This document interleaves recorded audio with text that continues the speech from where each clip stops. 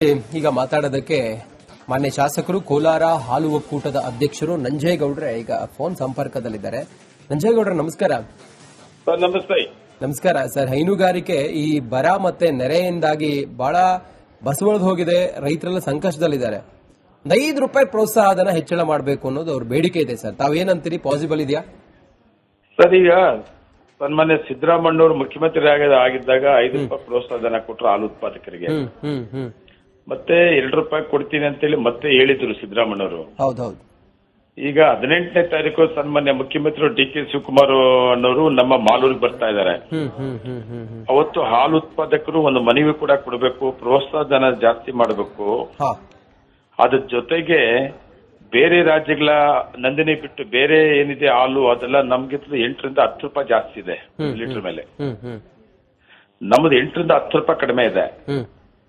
ನಂದಿನಿ ಒಳ್ಳೆ ಬ್ರ್ಯಾಂಡ್ ಇದೆ, ಅದು ಕೂಡ ಜಾಸ್ತಿ ಮಾರಾಟ, ಅದು ಗ್ರಾಹಕರ ರೇಟ್ ಅನ್ನ ಜಾಸ್ತಿ ಮಾಡಿ ಅದು ನೇರವಾಗಿ ಹಾಲು ಉತ್ಪಾದಕರು ಕೊಡೋ ರೀತಿಯಲ್ಲಿ ಮಾಡಬೇಕು. ಇನ್ನೂ ಹೆಚ್ಚಿಗೆ ಹಾಲು ಉತ್ಪಾದಕ ರೇಟ್ ಕೊಡಬೇಕು ಅಂತ ಒಂದು ಮನವಿ ಕೂಡ ಕೊಡಬೇಕು ಅಂತೇಳಿ 18ನೇ ತಾರೀಕು ಜಿಲ್ಲೆಯಲ್ಲಿ ಎಲ್ಲ ಹಾಲು ಉತ್ಪಾದಕರು ಒಂದು ಮನವಿ ಕೊಡ್ತಾ ಇದ್ದಾರೆ.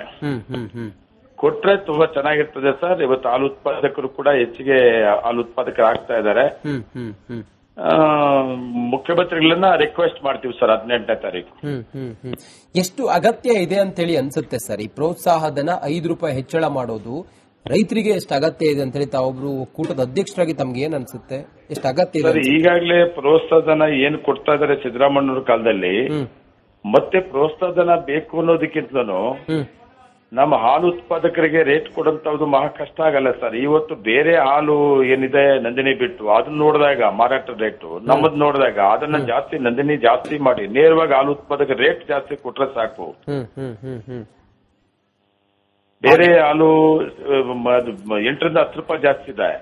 ನಮ್ಮ ನಂದಿನಿ ಇವತ್ತು ಮಾರಾಟ ಮಾಡೋಂಥದ್ದು ₹8 ರಿಂದ ₹10 ಕಡಿಮೆ ಇದೆ. ತಮಗೂ ಗೊತ್ತಿದೆ. ಅದರಿಂದ ಹಾಲು ಉತ್ಪಾದಕರಿಗೆ ಪ್ರೋತ್ಸಾಹಧನ ₹2 ಕೊಡ್ತೀವಿ ಅಂತ ಹೇಳಿದಾರೆ. ಕೊಟ್ರೆ ಸ್ವಾಗತ ಮಾಡ್ತೀವಿ ನಾವು. ಆದ್ರೆ ಪರ್ಮನೆಂಟ್ ಸೋರ್ಸಸ್ ಏನಂದ್ರೆ ಹಾಲು ಉತ್ಪಾದಕರಿಗೆ ನೇರವಾಗಿ ಹಾಲು ರೇಟ್ ಜಾಸ್ತಿ ಮಾಡಬೇಕು.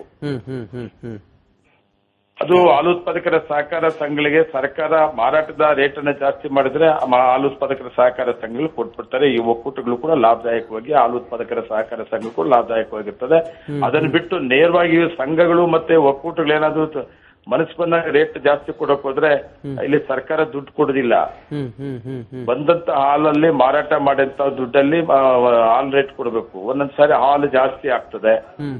ಜಾಸ್ತಿ ಆದಾಗ ನಾವು ಕನ್ವರ್ಷನ್ ಕಳ್ಸೋದು ಅವಾಯ್ಡ್ ಮಾಡ್ಬೇಕಾದಾಗ ನಾವು ಕಡಿಮೆ ಮಾಡಬೇಕು. ಕನ್ವರ್ಷನ್ ಹೋಗೋದು ಅವತ್ತು ಹಾಲ್ ರೇಟ್ ಕಡಿಮೆ ಮಾಡ್ಕೊತೀವಿ ನಾವು. ಹಾಲು ಕಡಿಮೆ ಆದಾಗ ಹಾಲ್ ರೇಟ್ ಹೆಚ್ಚಿಗೆ ಕೊಡ್ತೀವಿ, ಅವಾಗ ಕನ್ವರ್ಷನ್ಗೆ ಹೋಗುದಿಲ್ಲ. ಈ ತರ ಯೂನಿಯನ್ಗಳು ಮ್ಯಾನೇಜ್ ಮಾಡ್ಕೊಂಡು ಹೋಗ್ತಾ ಇದೆ. ಆದ್ರೆ ಹಾಲ್ ರೇಟ್ ಜಾಸ್ತಿ ಸರ್ಕಾರ ತೀರ್ಮಾನ ಮಾಡಿಕೊಟ್ರೆ ಹಾಲು ಉತ್ಪಾದಕರಿಗೆ ತುಂಬಾ ಹೆಲ್ಪ್ ಆಗ್ತದೆ ಸರ್. ಸರ್, ವಿಪರ್ಯಾಸ ಅಂತ ಹೇಳಿದ್ರೆ ಪಶುಸಂಗೋಪನಾ ಸಚಿವರು ಇಲ್ಲ, ಕೃಷಿ ಸಚಿವರು ಇಲ್ಲ, ಕೆಎಂಎಫ್ ಅಧ್ಯಕ್ಷರು ಇಲ್ಲ ಸರ್. ಸರ್, ಈಗ ಸರ್ಕಾರ ಮುಖ್ಯಮಂತ್ರಿಗಳು ಹೊಸದಾಗಿ ಮುಖ್ಯಮಂತ್ರಿಗಳಾಗಿದ್ದಾರೆ, ತುಂಬಾ ಆಸಕ್ತಿಯಿಂದ ಕೆಲಸ ಮಾಡ್ತಾ ಇದ್ದಾರೆ. ಸಚಿವ ಸಂಪುಟ ಆದಷ್ಟು ಬೇಗನೆ ಆಗ್ತಾ ಇದೆ, ತಮ್ಗೆಲ್ಲ ಗೊತ್ತಿದೆ. ಅದು ಮಾಡ್ಕೊತಾರೆ. ಮೊದಲು ಇಷ್ಟು ದಿವಸ ಇದ್ರು, ಈಗ ಸಚಿವ ಸಂಪುಟ ವಿಸ್ತರಣೆ ಆಗ್ಬೇಕಾಗಿರೋದ್ರಿಂದ ಅದು ಡಿಲೇ ಆಗ್ತಾ ಇದೆ. ಆದ್ರೆ ತುಂಬಾ ಇಂಟ್ರೆಸ್ಟ್ ಆಗಿ ಮುಖ್ಯಮಂತ್ರಿಗಳು ಹಾಲು ಉತ್ಪಾದಕರ ಪರವಾಗಿ ಇದ್ದಾರೆ. ಮತ್ತೆ ಕೆಎಂಎಫ್ ಕೂಡ ಆದಷ್ಟು ಬೇಗನೆ ಆಗ್ಬೇಕು ಸರ್. ಅದು ನಿಜ ನೀವು ಹೇಳ್ತಾ ಇರೋದು. ಅದು ಕೂಡ ಮುಖ್ಯಮಂತ್ರಿಗಳು ಹೇಳಿದ್ದಾರೆ ಆದಷ್ಟು ಬೇಗನೆ ಮಾಡಬೇಕು ಅಂತೇಳಿ. ಮಾಡಿದ್ರೆ ಚೆನ್ನಾಗಿರ್ತದೆ. ಹೌದು ಸರ್, ಈಗ ಬರ ಇದೆ, ರೈತರೆಲ್ಲ ಸಂಕಷ್ಟದಲ್ಲಿದ್ದಾರೆ. ಇಂಥ ಸಮಯದಲ್ಲಿ ಕೆಎಂಎಫ್ ಅಧ್ಯಕ್ಷರು ಕೂಡ ಇಲ್ಲ, ನೀವು ಕೂಡ ಅದಕ್ಕೆ ಆಸ್ಪಿರೆಂಟ್ ಇದ್ದೀರಿ. ತಮ್ಗೇನ್ ನಿರೀಕ್ಷೆ ಇದೆ? ಜೊತೆಗೆ ತಾವು ಏನ್ ಹೇಳ್ತೀರಿ? ಕೆಎಂಎಫ್ ಚುನಾವಣೆ ಯಾವಾಗ ಆಗ್ಬೋದು, ಏನು ಎತ್ತ ಅನ್ನೋದ್ರ ಬಗ್ಗೆ?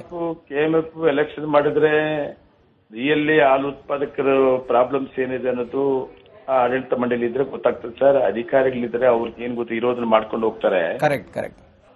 ಇರೋದೇನಿದೆ ಅದನ್ನ ಮಾಡ್ಕೊಂಡು ಹೋಗ್ತಾರೆ. ರಿಯಲ್ಲಿ ಯಾವ ಟೈಮಲ್ಲಿ ಏನು ತೀರ್ಮಾನ ತಗೊಬೇಕಾಗ್ತದೆ ಹಾಲು ಉತ್ಪಾದಕರ ಪರವಾಗಿ ಅಂತೇಳಿ ಬೋರ್ಡ್ ಇದ್ರೆ ಗೊತ್ತಿರ್ತದೆ. ಅವ್ರು ಯಾಕಂದ್ರೆ ಹಾಲು ಉತ್ಪಾದಕರಾಗಿ ಹಾಲು ಉತ್ಪಾದಕರ ಜೊತೆಲಿದ್ದು ಅವ್ರ ಕಷ್ಟ ಸುಖ ಗೊತ್ತಿರೋದ್ರಿಂದ ಅವ್ರಿಗೆ ಗೊತ್ತಿರ್ತದೆ.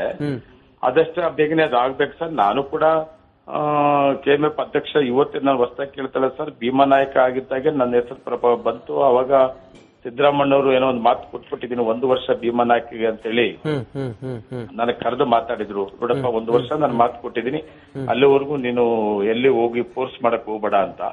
ಅವತ್ತು ನನಗೆ ಡಿ ಕೆ ಶಿವಕುಮಾರ್ ಅಣ್ಣವರು ಮತ್ತೆ ಡಿ ಕೆ ಸುರೇಶ್ ಅಣ್ಣವರು ಇಬ್ಬರು ನನ್ನ ಪರ ಇದ್ದವರು. ಸೋತಿರೋ MLA ಯಾಕೆ ನೀವು KVF ಕೊಡ್ತೀರಿ, ನಂಜೇಗೌಡರು ಕೊಡಿ ಅಂತೆಲ್ಲ ಅವತ್ತು ನನ್ನ ಪರ ಇದ್ದವರು.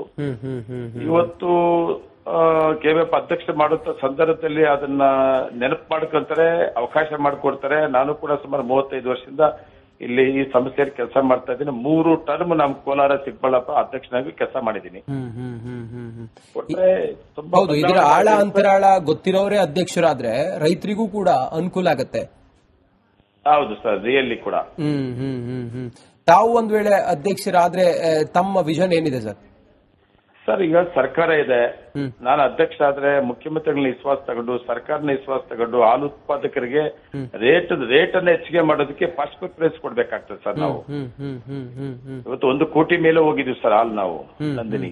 ಹೌದು ಹೌದು, ಮಾರಾಟ. ಹೌದು ಸರ್, ನಾವು ಇವತ್ತು ನಂದಿನಿ ಹಾಲು ಉತ್ಪಾದನೆ ಹೆಚ್ಚಿಗೆ ಮಾಡ್ಕೊಳ್ಳೋದು ಕಷ್ಟ ಅಲ್ಲ ಸರ್.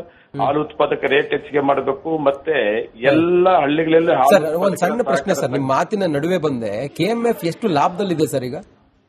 ಸರ್, ಲಾಭ ನಷ್ಟ ಬರೋದಿಲ್ಲ ಸರ್ ಇದರಲ್ಲಿ. ಲಾಭ ನಷ್ಟ ನಾವು ಲೆಕ್ಕಾಚಾರ ಮಾಡಕ್ ಹೋಗ್ಬಾರ್ದು. ನಾವು ಹಾಲು ಉತ್ಪಾದಕರ ಪರವಾಗೇನೆ ಮಾತಾಡ್ಬೇಕಾಗ್ತದೆ. ನಾವ್ ಹೇಳುದು ಇವತ್ತು ಹಾಲು ಉತ್ಪಾದಕನ ಹೆಚ್ಚಿಗೆ ಮಾಡ್ಬೇಕಾದ್ರೆ ನಮ್ಮ ಕರ್ನಾಟಕ ರಾಜ್ಯದಲ್ಲಿ ಕೆಲವು ಕಡೆ ಸರ್, ನೀವು ಉತ್ತರ ಕಡೆ ಹೋಗಿ ಹಾಲು ಉತ್ಪಾದಕರ ಸಹಕಾರ ಸಂಘಗಳೇ ಇಲ್ಲ. ಪ್ರತಿ ಹಳ್ಳಿಯಲ್ಲೂ ಕೂಡ ಹಾಲು ಉತ್ಪಾದಕರ ಸಹಕಾರ ಸಂಘಗಳನ್ನ ಮಾಡ್ಬೇಕು ಸರ್. ಇವತ್ತೇನು 1 ಕೋಟಿ ಇವತ್ತು ಹಾಲು ಮೇಲೆ ಹೋಗಿದ್ವಿ, 1 ಕೋಟಿಗಿಂತ ಹೆಚ್ಚಿಗೆ ಆಗಿದ್ವಿ. 1 ವರ್ಷಕ್ಕೆ 2 ಕೋಟಿ ಹಾಲು ಉತ್ಪಾದನೆ ಮಾಡಬಹುದು ನಾವು ನಂದಿನಿ. ಕೆಲವರು ಏನ್ ಮಾಡ್ತಾರೆ, ಎಲೆಕ್ಷನ್ ಫೇಸ್ ಮಾಡೋದು ಯಾಕೆ ಕಷ್ಟ ಅನ್ಬಿಟ್ಟು ಹಾಲು ಉತ್ಪಾದಕರ ಸಹಕಾರ ಸಂಘಗಳು ಕೆಲವು ಕಡೆ ಮಾಡೋದಿಲ್ಲ ಸರ್. ಕರೆಕ್ಟ್. ಫಸ್ಟ್ ತೀರ್ಮಾನ ತಗೊಬೇಕಾಗಿರೋದು, ನಾವೇನಾದ್ರೂ KMF ಬಂದ್ರೆ ಮುಖ್ಯಮಂತ್ರಿ ವಿಶ್ವಾಸ ತಗೊಂಡು ಸರ್ಕಾರದ ಸಹಕಾರ ತಗೊಂಡು ಹಾಲು ಉತ್ಪಾದಕರಿಗೆ ರೇಟ್ ಅನ್ನ ಹೆಚ್ಚಿಗೆ ಕೊಡಿಸಬೇಕು. ಹಾಲು ಉತ್ಪಾದಕರನ್ನ ಹೆಚ್ಚಿಗೆ ಮಾಡಬೇಕು.